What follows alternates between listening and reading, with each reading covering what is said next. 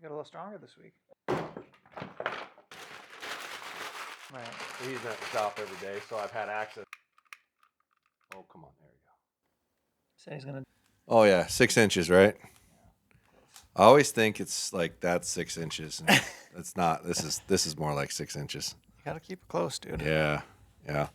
That's like the max, right? Aren't you supposed to be like less if you can get it? You could be touching it. Like staring you down the face of a bad dream? Yeah.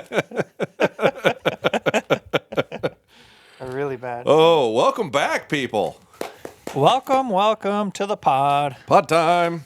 Hop in. We've got an internal. Ready? Yep. Josh is here. He's supposed to be gone. Yeah, I'm supposed to be in Canada right now. Lesson learned. You know, if they tell you 6 weeks is enough time, it's not. They tell you 8 weeks is enough time. It's not. Mine was over 8 weeks to get here, and it got here about, well, from the expected departure date, it was 3 days late or 4 days late, something like that. But it got here to the extent that I could drive there, 10-hour drive, hunt for 2 days, and then turn around and drive home. I'm like, I'm behind at work.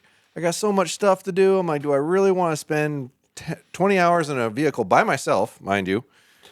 Paying for fuel. Hadn't bought my tags yet, so I could avoid losing that. I just lost my guide fee or whatnot, which was very reasonable. So, but 2 days isn't worth it. I'm not going. So here I am. Yeah, that would have been a big send for 2 days. Yeah.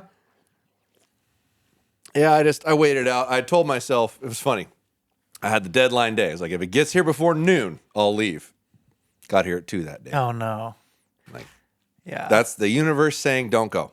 Yeah. So I'm like, all right, I'll stay home and I'll knock out a whole bunch of work, and filmed a couple videos today on top of work stuff and run a bunch of errands and taking care of a lot of things. We'll film a bunch tomorrow, and I'll just get way ahead and get some of these stressors off my back so I can feel a little more comfortable about what's going on. And I got a bow to build for tack, and I got arrows to build for tack, and it seems like if I'm building something, I have to record it all of a sudden anymore, and I can't just build something because I need to build something, so it's always this big ordeal, and what would normally take me, an hour or two of my time ends up taking me 4 to 6 hours of my time, and it's like, God damn it.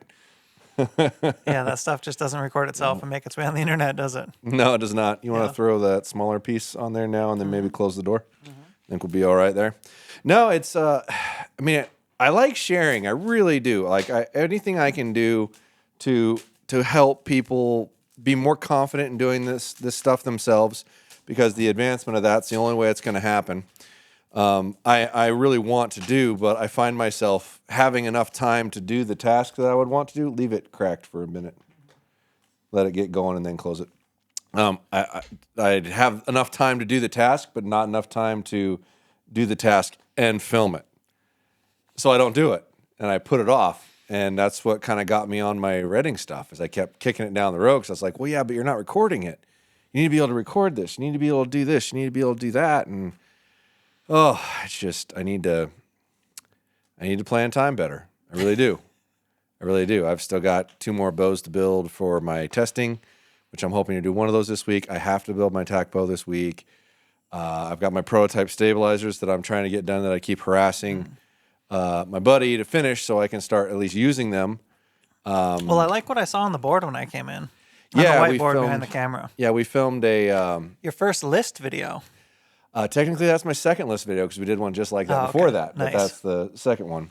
I like it, though. Well, I took some advice of a friend of mine that is pretty good at YouTube, and tried to work out more of a functional number-based system on saying what's good and what's bad and why and whatnot, So we did a couple of bow buying reviews and used a chart of graphing and numbering and determining, and it went really well, I thought. We'll see what the public thinks. You'll be hopefully seeing the first one probably right after this comes out, I'm thinking, or right when this comes out, one of the two. We'll probably try to have that one done and edited and launch that on Monday. That seems to be a good time to launch them. And see if it gets legs or not. I expect it to, but you never know. Some things that I think will do really well don't, and some things that I think are terrible do great. Or that no one's going to pay attention to, a lot of people pay attention to. So I give up trying to assume what's going to be good. And I often wonder why I'm even worried about what's going to be good or not. Because I don't, if it helps you, I don't care if it does well, other than making sure that you're trying to get up in the algorithm so more people have an opportunity to see you and learn from what you're providing. That's the balance, right? That's the balance. Yeah. You can't just ignore what's going to make a good video for YouTube's perspective, because then you'll just not get seen enough. You can make a great YouTube video as far as YouTube's concerned, but if you didn't teach somebody something, I'd want to throw it in the trash. I want people to learn. That's why I'm here. I mean, I don't need to be famous. I don't care about that. Yeah. I just want people to get better. So it's hard trying to find the balance. We were just talking about a video I want to make tomorrow, and Tim's like, I bet you it doesn't do good. And I was like, I don't care if it does good. I guarantee you there's a decent amount of people that are going to benefit from this video. Which is good. You have a North Star. That's a good thing. And that can help frame your ideas and your concepts and how you publish videos, and that's a good thing. Yeah. Because if you don't have any North Star, that's when it can get really sloppy. You can, throw a little paint against the wall here, throw a little paint against the wall here, and then, You can be Picasso, or you can be a moron that doesn't know what they're doing. Yeah. Could go either way. You just don't know. Mm-hmm. Yeah, but your framework's good. You just basically just want to help people. That's a good thing. Yeah, I like to think. I mean, it's positive that I somehow or another managed to make some money in the process, but I don't really care. I try to live a very low expense life, so I don't need to make money. And if I make money, that's great. But if I don't make money, I can still pay my bills. I can still get through the next month, and I can still keep making things that I feel are helping people. Mm-hmm. And there's a lot of, I sleep great at night. I fall asleep, and I sleep like a rock, and I feel good about who I am, and I feel good about what I'm doing, and I feel like I'm making a difference. And at the end of the day, I think that's what deep down everybody probably strives for, whether they know it or not. Yeah, doing meaningful work. Are you making a difference? Yeah. Are you changing something? Are you helping people in some way or another? It's very rewarding, and because of that, I sleep really good. And maybe I'm just getting old and tired. I don't know, but I sleep great. Either way, I can't hardly keep my eyes open when I get in bed. Yeah. Yeah. Well, I wanted to dive into the weeds today a little bit. All right. Can you insert that sound effect, the diving into the weeds sound effect? Is that what it is? I don't know what it sounds like, but I wanted to dive into the weeds today. This is Archery Podcast. We've definitely hit on the fringes of some stuff. We talked a little bit about gear. Mm-hmm. Gear's cool. Does gear make archer good? Frequently, gear will give an archer a boost for a short period of time because it's different and they believe it's helping them. You can probably close that door now. If they believe it's making a difference, then it's making a difference. Confidence is the largest part of this game, much like any game. If you believe in what you're doing and you have confidence in what you're using, you're going to be better. Yeah. Period. So sometimes that new product or that new item gives you that confidence for a period of time. Mm-hmm. Insert Jason Prince, which we have to have Jason on at some point because he is hilarious. Who's Jason Prince? Oh, you've never met Jason? Oh my God, you've never met Schwoop? No, I haven't. Oh, Jesus. I haven't even asked him yet. Oh, the Pride of Genesee? Oh, the Pride of Genesee. Yeah. Oh, my gosh. Justin's told me about him. Yeah. I can't believe you haven't met Jason Prince. He'd be great. Jason is the definition of a piece of equipment is going to make you better for at least a month. Oh, yeah. Oh, man. He's always chasing gear. I've known Jason since I was a teenager. Long time relationship. He's been in Spokane the whole time. He's an electrician. Really good friend. Was friends of my family, friends of my father, friend of me. We hunted for a little while together. Very one of my favorite people on the planet. He is just a great person and he's funny. He'd be a good person to be on. And he's had some very interesting experiences throughout life and hunting related as well.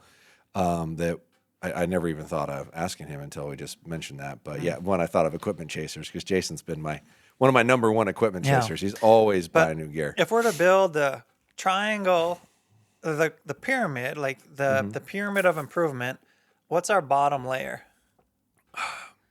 Most important thing. Oh boy, to be good at this. Your brain. The bottom layer. Your brain. Yeah. Yeah. I think your mental game is more important than your practice. Practice is important. Your physical game is important, but I honestly think your mental game is more important than your physical game because I like to think my mental game's insanely solid, and I don't practice a lot. and I tend to do pretty good, with the exception of the occasional disaster like I had recently. But if you've got the right mindset and the right mind frame when you're shooting, it can overcome practice and it can overcome gear. Well, I didn't realize how many people really do have call it shot anticipation. I hate the word target panic, because I think the word target panic could just illicit panic. Yeah, like that's a terrible phrase. It's such a bad the standing joke always used to be if somebody said, "Hey, what's target panic?" It's like, shh, yeah, no. It's like saying shanks on the golf course. No, You don't say it doesn't that, exist. No. Yeah. You don't want to even use that word. So target shot panic. anticipation, I think, is a fair way to put it. I think that's probably good. You shoot enough arrows, you start to know when the break's coming, and the break is an explosion, by the way. Yeah. And it's a controlled explosion that you're trying to maintain calm through, which is physically impossible. So just shot anticipation is a way worse broad blanket problem than I knew it to be. So that mental game, that's a thing. Like, shot anticipation is easily the number one problem that human beings face when it comes to archery, is being able to remain calm through that process. When you give a kid a recurve bow, do they ever have any of that? No, kids usually don't struggle with it at first. It's more one of those things that once it's like your body has to learn what's going on, and it takes a certain number of shots to do that. And it's, thousands typically. I want to say it's 2,000 perfect repetitions I've started memory? to feel it a little bit where... like you're starting to react to it. Yeah, I've had some shot anticipation moments, and I can talk myself back off the ledge. But that's been a new phenomena. It hasn't been locked off or anything, but it's just like the shot's about to break, and I get a little quicker to pull through it or whatever. Yeah, and that's part of where mentally I deferred a little bit differently than Joel. Like Joel would tell you to focus on the actual process of your release moving. And when you say Joel, you're talking about Joel Turner. Yeah, Joel Turner. Shot IQ. Yeah, Shot IQ, Joel Turner. Shout out to Bodie. I like Bodie. Yeah, Bodie's the man. I hope if I could go backwards in age, I could be Bodie someday. That would be great. Joel wants you to focus through that actual whole process. And I always struggled with that part of actually trying to think about that, because it would make you more...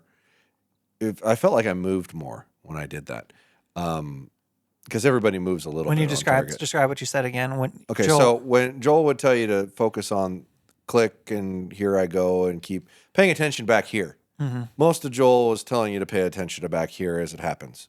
Being a conscious, conscious. What do they call it? His phrase. I want to say conscious releaser, but that's not it. It's not it. It's keep it moving. Yeah, no, he's got a phrase that's right for it. But regardless, I have always focused on the aiming part and not that, because I shot with this until I didn't think about it anymore at all. Like if I said, okay, aim, here we go, I never thought about what was going on back there, and it would go off.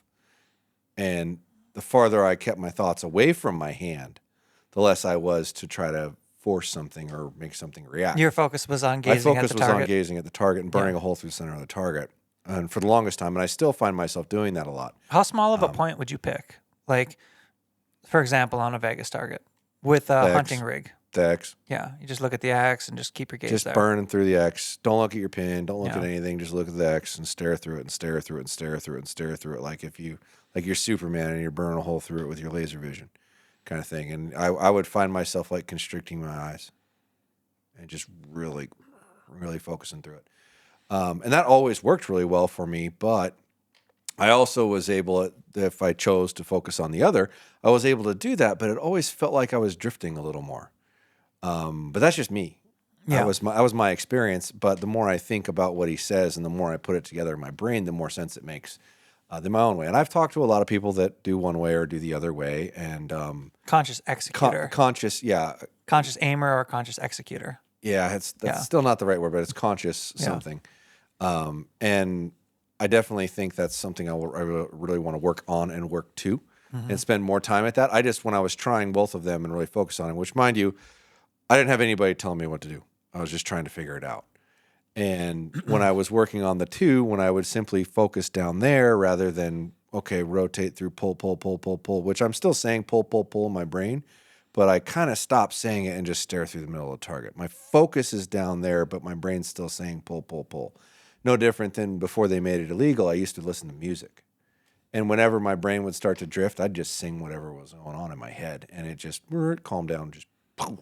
So I think you don't really have to be thinking about it. If you've shot through your shot sequence in your hand and your release mechanism to where you're no longer thinking about what you're doing, you've shot it that much, the process just kind of happens. And the farther you get away from it, in general, I think the better you are. And I like to think about like a basketball athlete shooting threes. What's he thinking about? I was always taught you think of the back of the net, the back part of the rim just below it, and that's what you look at. I think it even becomes more subconscious than that. Yeah, like they're not thinking about any one yeah. process of it. Yet we're still telling ourselves to You're reacting. Pick a process to think about it. And the more I could just kind of relax and let my brain go and not really almost think about what I'm doing, the better it got. But that was when I was shooting a lot.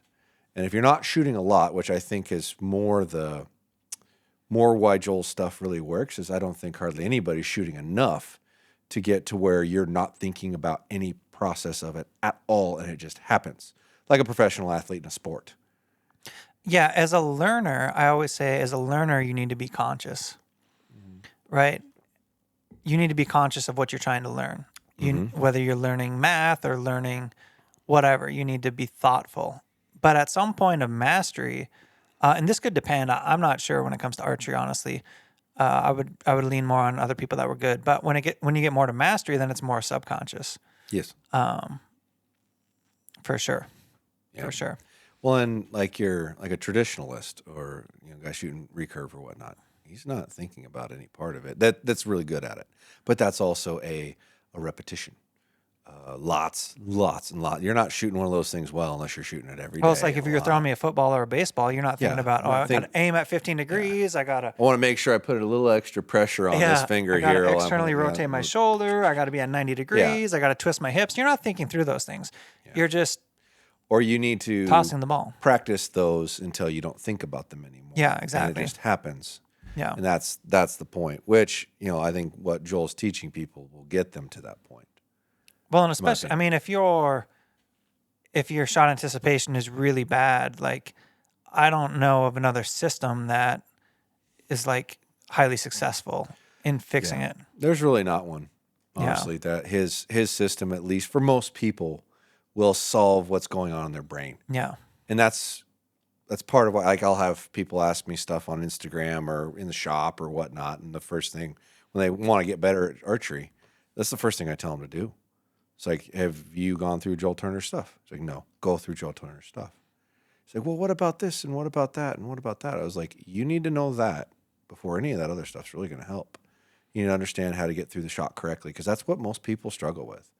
And it's, for most people, it's a miracle. It really is. I mean, people would give up and feel like they can't ever get better at this. And that particular process just has helped. I can't even fathom how many people he's probably helped. Well, and you've watched it help, right? You've been to camps with Joel. I've watched people improve over a day or two, being able to change what they're doing and focus on the right things, and all of a sudden it starts to click. But once again, 2,000 reps. You need 2,000 good, perfect reps to have it submitted into memory to where you're not really having to think about it so much anymore.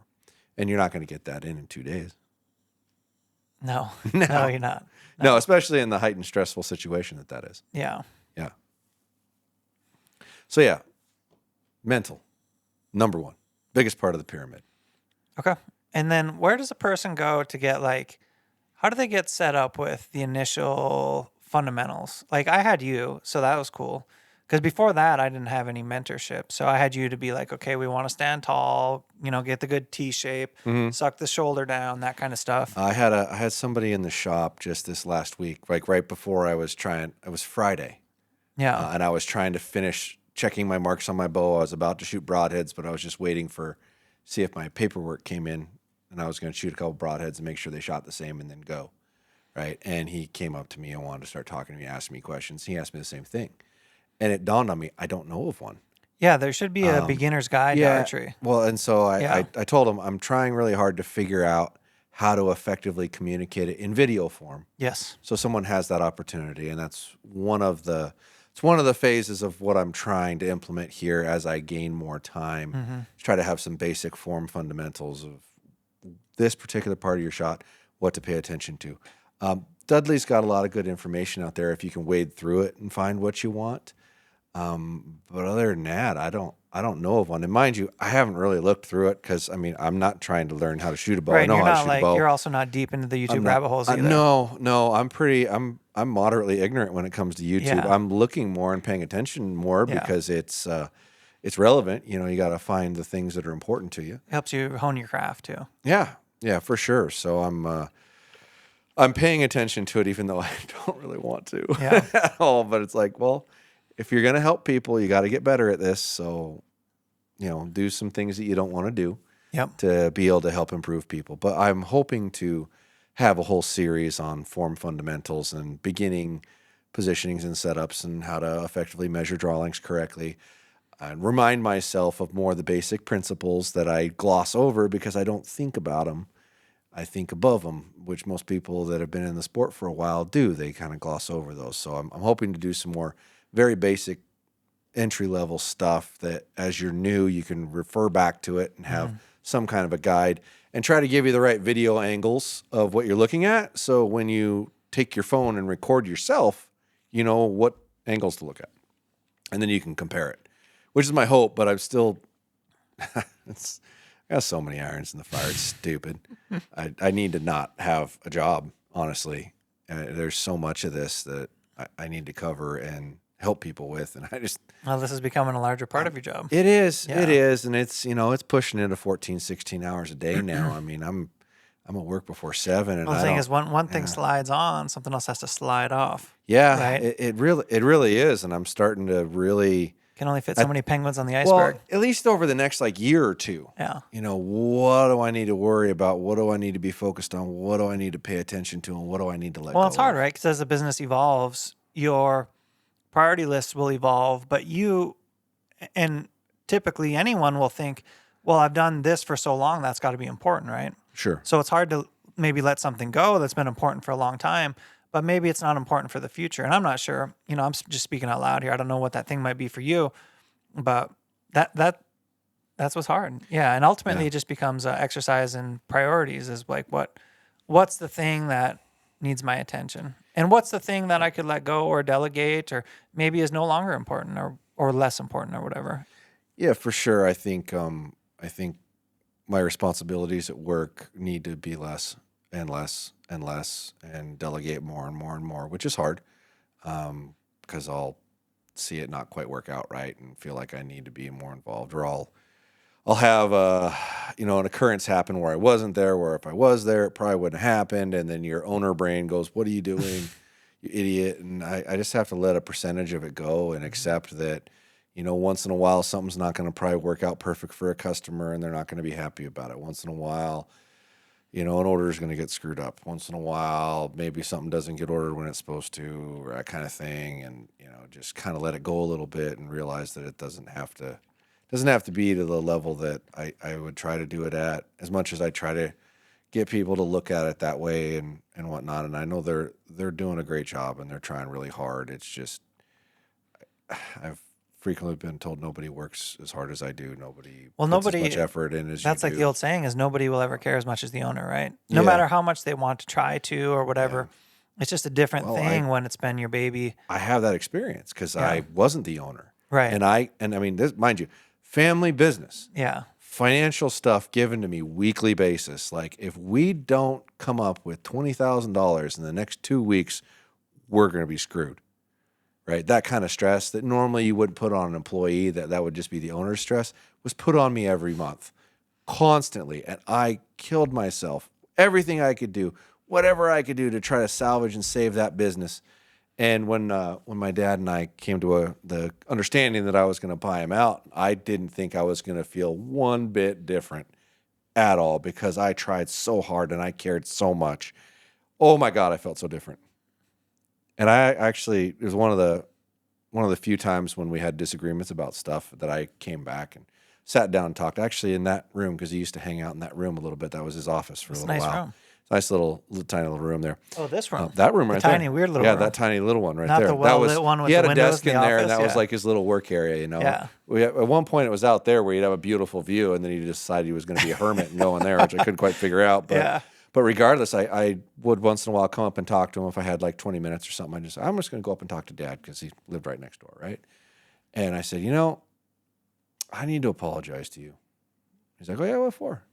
It's like, I thought that I really understood how the stress of it being yours and what it meant because of how many things you put on me that were what the owner would normally deal with and how much I cared about it. And it's just not the same. And I'm sorry that I didn't realize that.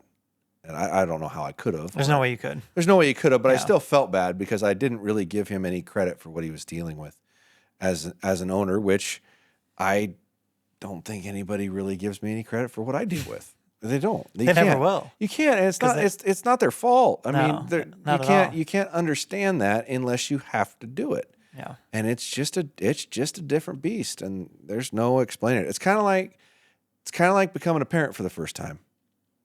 You can have somebody explain that to you all they want. Not anything what you think.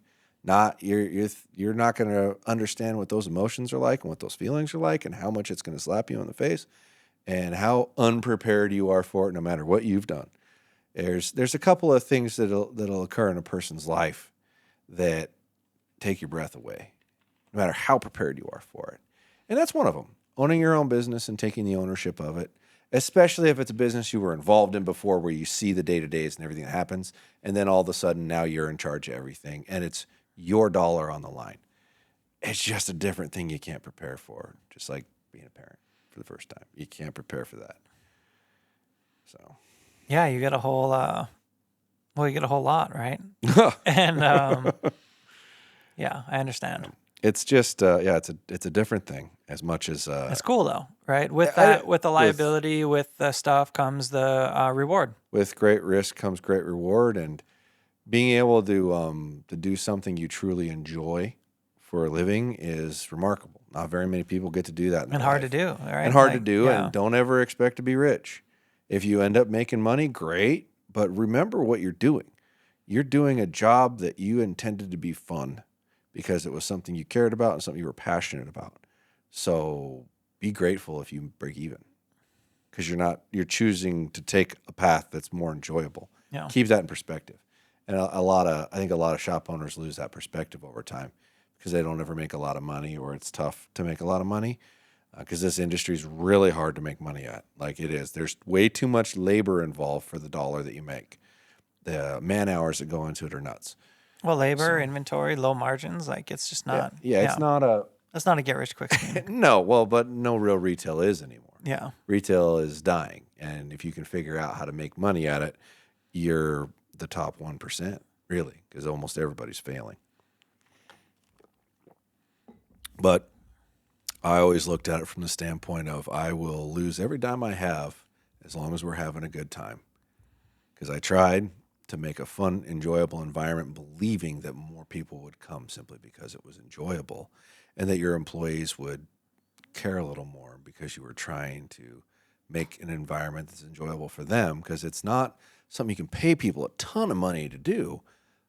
So it damn well better be fun. So the culture's got to be twice as good, right? Culture's got to be twice as good. Yeah. And I really think we've mastered that. Yeah. Almost too much. Sometimes the boys forget they're working and, have a little too much fun. Might slip a dirty joke in front of a customer. Yeah. It has happened before, and Yeah. if I apologize for that happening. Well, the other day it was really slow, and Nolan and Alex were going back and forth about that. Nolan thought he could beat Alex at wrestling. Alex is going to Iowa to wrestle as a freshman in college. Was Nolan a wrestler? I believe he was, yes. Almost every person who's worked for me at one time or another was a wrestler. Forrest was a wrestler. I don't remember if Justin was. But yeah, almost every kid I've had has been a wrestler. Ryan Gable was a wrestler. What a weird little thing you look for on resumes. Well, it's amazing what kind of work ethic and discipline Yeah, that's wrestlers true. have. Wrestlers work hard. Wrestlers work really hard, They do. and they have to do things that make them uncomfortable. Yeah. Like not eat for 4 days or 5 days or whatnot. They learn pain, discomfort, and working their way through it at a young age. So wrestlers are really good people to have for working people that can learn a little bit.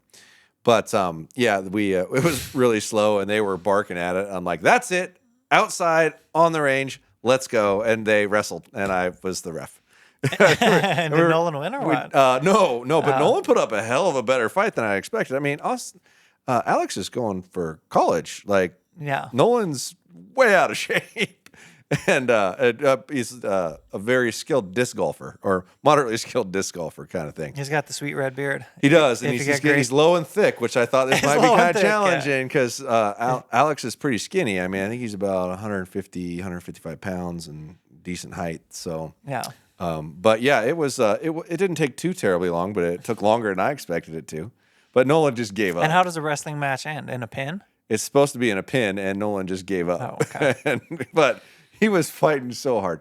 We did record it on an iPhone. I do have a file of it. I thought about making a little video out of it and put it on YouTube when it's really slow at the archery shop.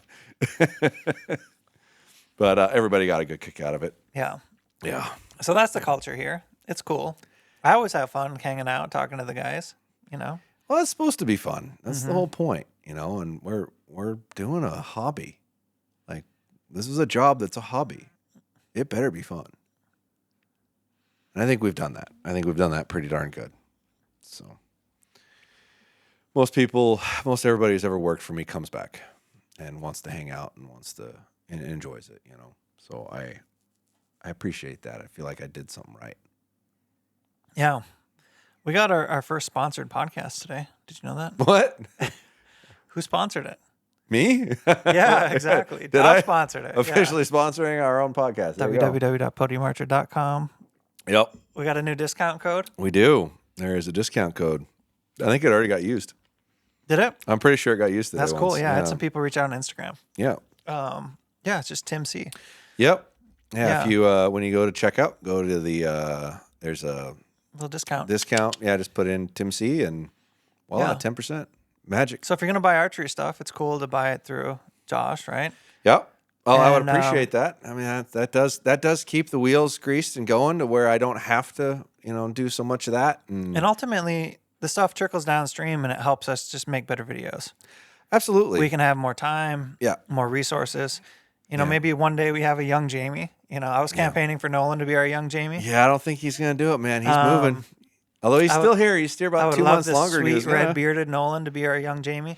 But, yeah, man, it all helps. Yeah. And I think I'm going to do something cool for like the first 100 people that use it. I'm going to give them something cool. Cool. Yeah. Right on. Get them here, hopefully. Yeah, that'd be nice. Yeah. Yeah. So I'd anything that helps, you know, the more we do and the more volume we do, the more, you know, when I can expand into more products that we don't already have. I can hopefully spend less time at the shop itself and more time doing stuff like this, and afford to pay my employees a little bit more so they stay. And because, I mean, at the end of the day, everybody's wages are going up. Yeah. And it's getting tricky. I mean, it really is. And I think I pay pretty good for people who've been around a while. And I want to be able to continue doing that. Dude, you're surprising me by some of the stuff like Stone Glacier. Mm-hmm. That's cool. Just brought Swarovski in the other day. Yeah, that's what I was going to mention too, is Swarovski. Yeah, and I think it was a $59,000 bill. Cha-ching. Yeah, that stuff's so expensive, but there's I nothing looked through better. their glass. It looked beautiful. There's I got to do a side-by-side with my Vortex Vipers because I looked out the door and they looked beautiful. And yeah, man, I know glass means everything, especially coming from the camera world, right? There's a couple of distinct things that you look for when you're looking at good glass as opposed to basic glass. Yeah, tell me about that. Number one, look into the shadows. When it's bright, like it's noon, 1 o'clock, look into the timber and look into the shadows. Cheap Will glass, you see more detail? Oh, hell yeah. Cheap glass, it'll look dark. Good glass, it's like the shadows aren't there. You can see right into it. Do you know what the term is for that? No, but I'm sure you do. F-stop or something? No, I don't know what. It's called dynamic range. Dynamic range. There you go. It's the amount of information or light available in the scene. Gotcha. Well, your dynamic range is incredibly better with a good pair of optics. One, edge transmission, I think they call it, where when you're looking through the binocular and then you're looking over here, but you look to the side. You don't look down the middle. Look to the edges. Edge retention. That's what it's called. And it's how clean and crisp and clear the edge is which increases your length of time you can look through them without eye fatigue. So the edges, where they're fuzzier, your eyes hurt sooner. And then the number one thing is how late you can see. So like really good glass, comparable 1042 to 1042. You like right at fading light. You look through good, and it's twice as bright as not so good. The first time I seen that was I was young, and my dad was always like a loophole advocate. Mm-hmm. And he's like, I shoot this scope because I can get another 5 or 10 minutes at dusk. That's right. And we compared like a loophole and a Tasco, and one of them was like definitely a couple stops brighter. The loophole was, because it was good glass. And that's not saying like loophole's the only one that will do that. That was just good glass versus bad glass. Yep. Yeah. Yeah, there's a very big difference. If you just take a glance, like in a Cabela's or a Sportsman's Warehouse or a Shields or whatever, you're in a building, in a lighted environment, looking across the building, I got to look different. You got to get outside. You got to look in natural light, and you got to look into trees and shadows and distance, and in a variance of lighting. That's really where it shows a big difference. That's been where I've seen it over my lifetime. And that was one of the things that I went, we can actually do that here. Right. Like you can actually look through this stuff in an environment where you would actually use it, which you can't really do that at Cabela's or any of those places. Are you going to be able to sell that on the website? It's on the website right now. Wow. Yeah, we originally, they said they weren't adding anybody that was just doing online stuff, but if you had an actual storefront, and then the guy actually, my sales rep, like looked who I was and was like, oh my gosh, I didn't realize that was you. Like he knew the channel and whatnot. He has his own channel. But one of his longtime friends was one of my longest customers, Ray Bunny, who owns R&R RV. They were good buddies and had been for a long time. So it quickly became really an easy transition. And I said, no, I think we're going to sell more of it face-to-face than we're going to sell online. But I'm not opposed to selling it online, and I would like to have that opportunity. But I expect being able to explain what good glass is to somebody face-to-face is really what's going to really make those sales and make them occur. But either way, the stuff is frequently out of stock in a lot of different places. So that typically means if you have it online, you will sell it from time to time. You'll go through like 2 months of not selling it, and then you'll sell everything you have of that model in like a week. Yeah. Because it's not it ran out of stock somewhere in the country because they're almost always back ordered. Well, it's interesting to me because I don't know, being able to expand on more than a bow, I think it's cool. You know, if you're going to use it in your arsenal, I should probably be trying to carry it and offer some form of education about it beyond what you can already get. Yeah, pretty sweet, man. Nothing's more valuable than good glass, and it holds its value too. Yeah, that was what I was about to touch on. Yeah. Like a good example, and not to pick on Vortex, because anybody in the $1,000 binocular range is going to run into the same thing. If they're $1,000 new, they're $500 used, typically. I've owned probably over 10 pieces of high-end glass in my life. I'm 44, just turned 44. And I have sold at one point or another every pair of high-end glass I had for more than I paid for it originally. If you keep it for 3 to 4 years, they just keep getting more expensive. So you don't typically lose money. So I try to look at good optics or good high-end glass as an investment in a bank account, because you can always cash it out and pretty much get your money back or real close to it, but you get to play with it. It's not quite a 401k, but it's pretty good. It's not. But out of things that you buy, like if you it doesn't buy, depreciate rapidly. If you buy a new bow in a year, you just lost a third of whatever that bow was, right? If you buy or more, depending on the manufacturer, or more, yeah. Some of them you'll lose half really fast. You know, a good bow will retain 70% of its value after a year. Not so good bow will retain 50% of its value after a year. But good glass will retain 90% of its value or better. So, and you can't replace that. And they don't change that much. Like you buy a good pair of optics, it's a good pair of optics for 10 to 20, 30 years. I still have, my dad had 2 pairs of Swarovskis when he died. And I have both of them. One of them's my tree stand binos. Have they improved on those? Yeah, a little bit.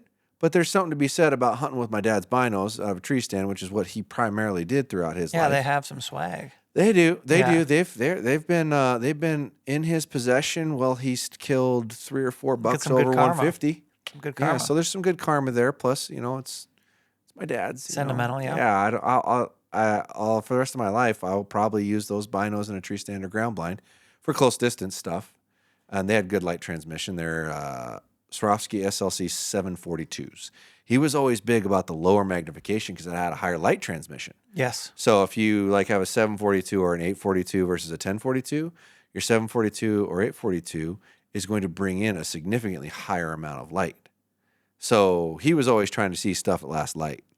And the lower that magnification number versus the objection size, the greater your light transmission. So he ran 742s because he wasn't looking past 100 yards. Yeah, if your tree stands in Washington or whatever, yeah. Tree stands in Washington, you're not looking that far. So, yeah, I'll use those forever. But I will probably get a set of their EL ranging because they have a Bluetooth connected rangefinder. Because I also like long distance rifle, which we'll have Dougie on. Dougie Fresh. Dougie Fresh, who gave me my nickname, who is an obsessed long distance rifle guy who just happened to get into archery Who drives too. a Camaro. Who drives a Baller's copper colored Camaro that is just a little nasty ball of Looks fire. like he could be on Smokey the Bandit. Yeah, pretty much. Like Doug could be coming out of that. Yeah, Doug became obsessed with that in recent times. That's been his hobby for the last 3 or 4 years. I think he's put 2 different or 3 different motors in that car over the years. But yeah, we're gonna have him on real quick. But one of my best friends, Doug Glorfield. He's a good egg. He is a good egg, and he has an immense amount of knowledge, especially when it comes to the long distance rifle, which has a lot of similar characteristics. He taught me how to shoot to a mile in 45 minutes. And that was bonkers. I was like, what? Yeah, it's not as hard as you think. Yeah. Guns are cool.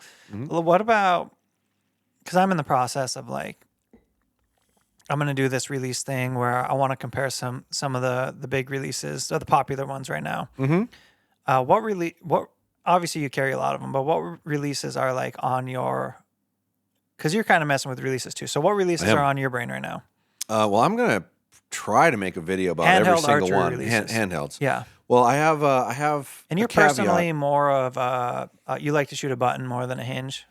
I do. I get concerned about the click when I'm hunting, but I'm not completely opposed to it. Some clicks are a lot louder than others, and Like an animal hearing the click. Yeah. Yeah. I'm really concerned about that. I used a hinge on a bear last year. Yeah. And I hit that click, and he turned and looked at me. No. Oh, absolutely. Really? 100%. That's the first story I've heard about that. 100%. So how loud that click is going Yeah. to make a difference to me. And I still shot through it. He didn't react or anything. He just stopped and turned and looked my direction. So I guess it got him to stop moving a little bit because he was still moving around. But I would like to avoid that part. I get really concerned about trying to command a hinge because it will not go where you're pointed when you do it. And If you need to punch it a little more. That's called commanding. Yeah. Yeah. If you ever heard the term commanding your release, that means you're making it go off. Drew would call that, what would he call it? Gunslinging. Hammer time. Gunslinger. Gunslinger. Yeah. Yeah, if you're making it go off, if you're making the conscious choices okay, now, that's commanding your release. Mentally, that's a very hard thing to do without reacting. When you send a signal to your brain, from your brain to this finger to say, let her fly, your brain's sending a signal to this hand saying, here it comes, get ready. It's going to blow up. That's what happens. You can't have a controlled explosion and tell this hand to make it happen and not tell this hand it's coming. There's no way around it. You can't do that. This is going to react. So you have to plan around that physical function or force yourself to say, okay, if you squeeze, and you don't know it goes off, the idea of that is this happens, and then your brain doesn't have enough time to say, oh my God, it went off, grab the bow, or oh my God, react to the explosion, or tense your muscles. You have to just kind of sit there and let it happen. No different than shooting a rifle and squeezing the trigger until it discharges. You can't react to it quick enough because it's already done. Yep. Right. So that's the whole premise of trying to shoot that way. Yeah. If you're going to command a shot with a hinge, you have to pull Yep. your whole freaking hand off the side of your face to make it go off. You will hit in a drastically different spot than if you're commanding your thumb trigger. because you can move your thumb without moving your whole hand, but you can't rotate your whole hand and not have it move the whole freaking mechanism. So I like a thumb because there are times, and once again, Joel Turner talks about, he'll go through the years he's killed his elk, right? And the master is like a 30% success rate on making a good, controlled shot without freaking out, like making it go off. 30%. The dude that knows it better than anybody mentally, right? So, well, that would lead me to believe that if I can achieve his greatness 7 out of 10 times, I'm making it go off. Do I want something that's going to hit different when I make it go off? Probably not. That's why I like the idea of a thumb, because you can fire a thumb just like you're firing your hinge. And if you have mental control over what you're doing and you're not trying to fire it like you would normally fire a squeeze with your finger, you're rotating, just same thing. You're still rotating. But when it comes time to, I need to make it go off, you do that. You don't, right? So I've tried both and tried to make both happen. And when you use a hinge, it drifts farther off the target than when you use a thumb. And I know from my own experience, I bet you I'm closer to 20, 25% of making a good, clean, I didn't react shot, but I rarely ever miss. So I think there's something to the thumb. I think there's something to, a thumb's definitely going to be more accurate than a caliper style release. Because once again, just trying to move this finger, your whole hand reacts. When your whole hand reacts, it makes your whole hand move. Whereas if your thumb goes off, it's a separate, independent digit from these digits. So that's why I've always liked that. But I still want to find something that's a wrist strap, and I still want to find something that's an open hook so I can get it on quicker without looking at it. Like if you have to put it up to it and shut it, it's a lot of movement. It does those typically make a click, where if it's an open hook, you can engage that mechanism early. So like 20 minutes before I intend to hook it to my string, I can push the button. It goes click. And I know nothing's around or nothing's looking or paying attention. Hopefully, push that button then rather than having to push that button when something's in front of me looking at me. And now I got to like hold this in, push that in with two hands and then let go of the thumb so it doesn't make a noise. Once again, I don't want to make a noise when an animal's in front of me. A hinge is going to make a noise. A hinge with a safety is typically going to make a noise, right? Yeah. Or a spring-engaged sear style Yeah. is going to make a noise. They make calipers that have buttons on the side. The Scott S2, it's a sear style. Sear styles are awesome on the trigger brake. They're super clean. I got a video that's coming up in a day or so of that release. It's really clean. It's really nice for a caliper style. However, it goes click when you engage the sear, just like a thumb, just like anything with that mechanism. Noises are not good when animals are in front of you. So you got to think about that. It's for consideration for sure. All right, but back to it. What do you got your eyes on? Well, I like the Stan line. Their releases have always been comfortable to me. Well, yeah, That's but there's new, not right? there's not an Onyx wrist strap. Okay. What's the So- one you were shooting that was a wrist strap? It's an Axis. It's a Stan. Stan Axis. But the internals are different. It's not the same release. I will be doing a review on that one here pretty quick. I haven't done that. Yeah. I like that release a lot. That checks a lot of boxes for me, but it's not as clean of a mechanism as an Onyx. So I'd love to see some way to incorporate a decent wrist strap with an Onyx. I don't think they have that yet. And there's a B3 that I'm playing with. And I think most of the B3 line actually has some sort of wrist strap attachment. So I got to play with that a little more. But I want something that is attached to my wrist for most of my open country hunting. When I do ground blinds, tree stands, things like that, it's probably going to be an Onyx, but I still haven't decided yet because I can hook it on my loop and let go of it and just leave it in there. Once you go tree stand, ground blind, you're not running around, moving around. It doesn't need to be attached to me. But like my elk hunting, my mule deer hunting, my antelope hunting, all that stuff where I'm running around chasing animals, I need a wrist strap. So I will probably end up with different releases for those applications, I'm betting. But we'll see. I'd love to find one that, checks all the boxes and does everything for me like I would like, but I don't think I'm going to. But all in all, if I have a hard time not gravitating towards Stan, Carter hurts my hand. Like if I use it a lot, and I don't mean like, oh my God, it's so painful. It blisters my fingers. The edges on them have always done it. I used to shoot a Just Because forever. Like I used that release for years, and I had calluses on my hand from it because it just, no matter what you did, it bore into your fingers really hard. Whereas I feel that with the Wise Choice. I like that. And I always tell people the Wise Choice is a wise choice, but like the actual comfort in your hand is, I don't like it as much. That's what gravitated me away from it when I started shooting other stuff. Yeah. The mechanism is super clean, but the actual comfort in your hand, and then plus having it hook around your index, it doesn't want to swivel the way it's built that well. Yeah, I like True Ball's stuff For a me, lot. Yeah, I like True Ball's stuff a lot. They make really good releases. True Ball's really got good the quality. goat, right? And the goat's like the goat, right? Like more target shooters shoot the goat than probably any other release. Well, there's not very many releases that can go from being a thumb to a forefinger and back and forth. That is, that release is very unique, and I was really intrigued when that came out. Like I got one of the first ones. I loved it, but my problem with it was you can't close it on the loop. Okay, it's open hook. And it's not strapped to my wrist. So if you're gonna go open hook, you need to have it strapped to your wrist. And if you're gonna have it, sorry, my brain's like somewhere else all of a sudden. My phone's going off. The closed mechanism for hooking it on a loop's cool, but if you're open hook, you can no longer do that. And at the time, I'd say 75-80% of my hunting was tree stand and ground blind. So I was like, I love this release, but I can't hook it on my bow and let go of it.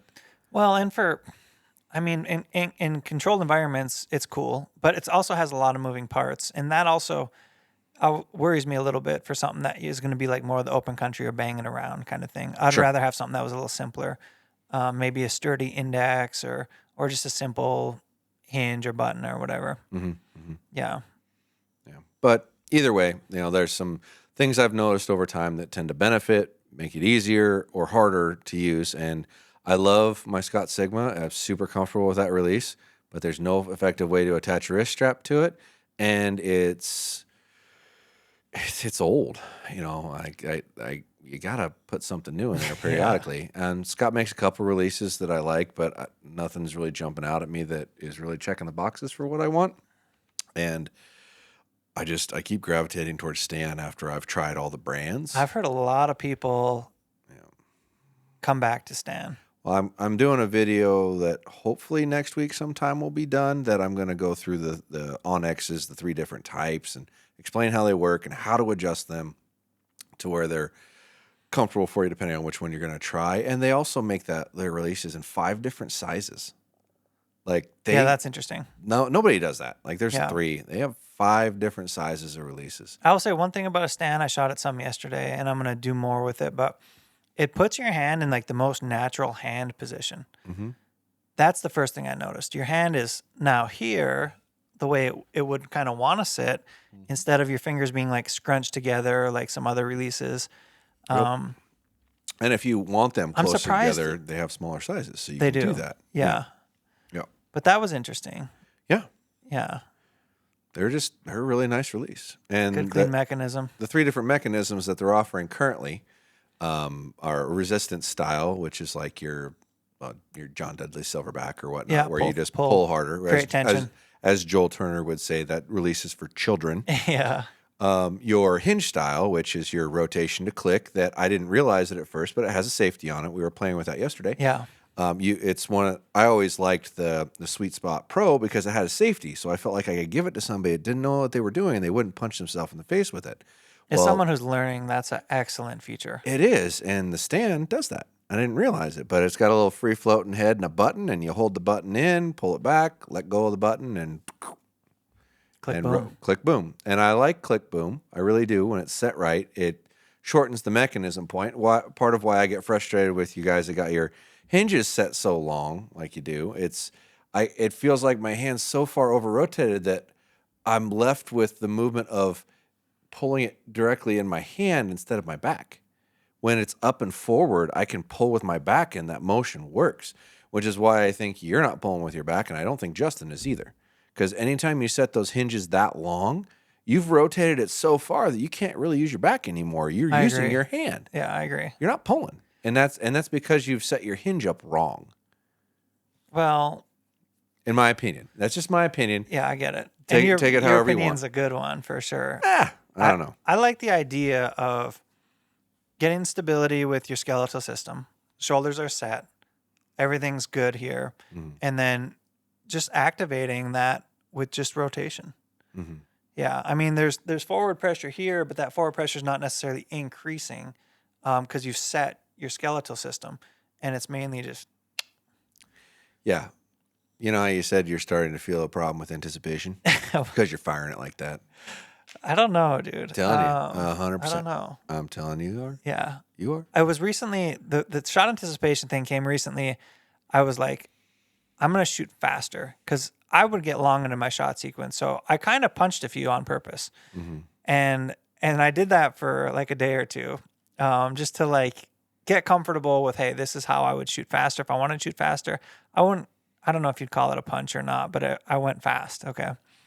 And then I was like, let's come back to the happy medium. And then as I started coming back to the happy medium, then it was like, there's a little more shot anticipation, but it wasn't something that I couldn't work through. And I could shoot 20 arrows and maybe feel it on one or whatever. So it's not concerning to me. Well, it should be concerning to you, and I'll tell you why. Tell me why. I didn't shoot an arrow with anticipation for like 6 years. And when the first one that I anticipated, I freaked out and went back to a hinge for 6 months straight. You start feeling it coming, it is a short period of time before it overtakes you.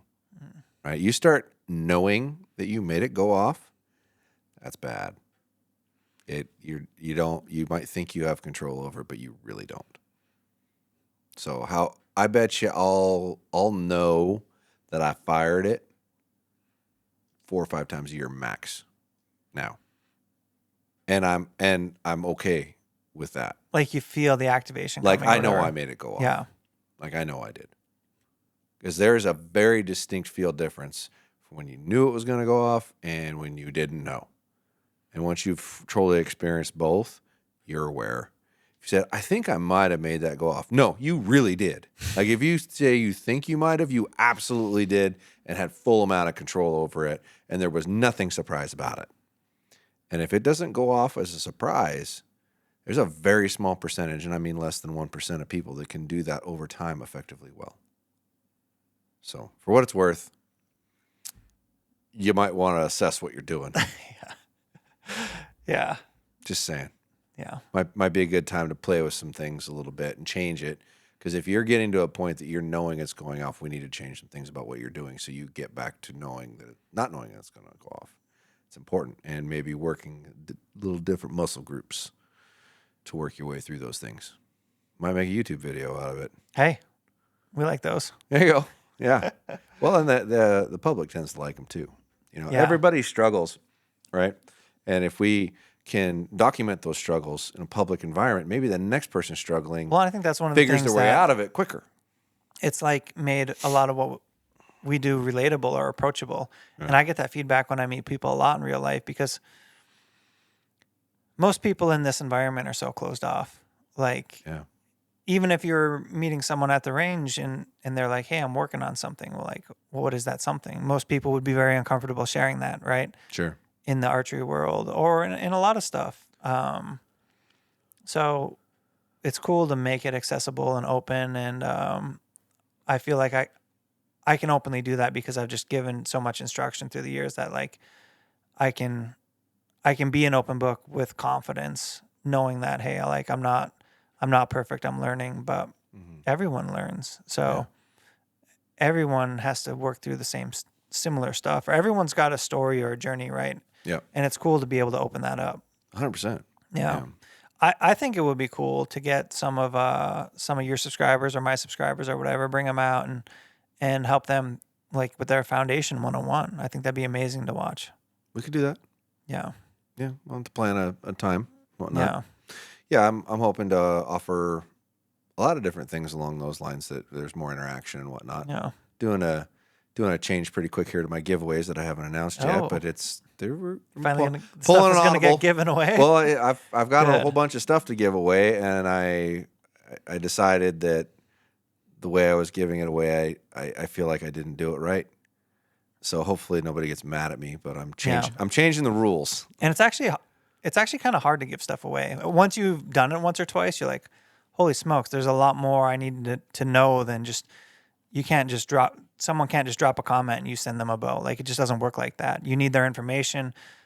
You need, There's more to it than what you would think. I figured out it's a lot more elaborate, and I have to do it different. But we're gonna hopefully that'll be next week when we announce what we're doing there. And well, that's cool. Yeah, it'll. We can talk about it on the next podcast. I like it. Yeah. The next podcast. That's the end of this podcast. Dunsky. Fire's out. Look at that fire. It's out. It is. You want to close with anything? Subscribe. Well, like and subscribe, follow, etc. And I would really, anybody who's listening, I would really strongly pay attention to my social medias for the next week or two. Oh, baby. Because there's a lot of free crap happening. The heat's coming. You better pay attention because you're gonna have a short period of time to respond, to be involved. And if I don't get a whole lot of people to respond, then you got a really good chance of getting some free stuff. So yeah. But there's some stipulations and more to come. Just pay attention. It's going to be important. Follow, subscribe. Might be really beneficial for you. Share it with a friend. Share it around. Punch your trigger. Boom. Don't punch your trigger, Tim.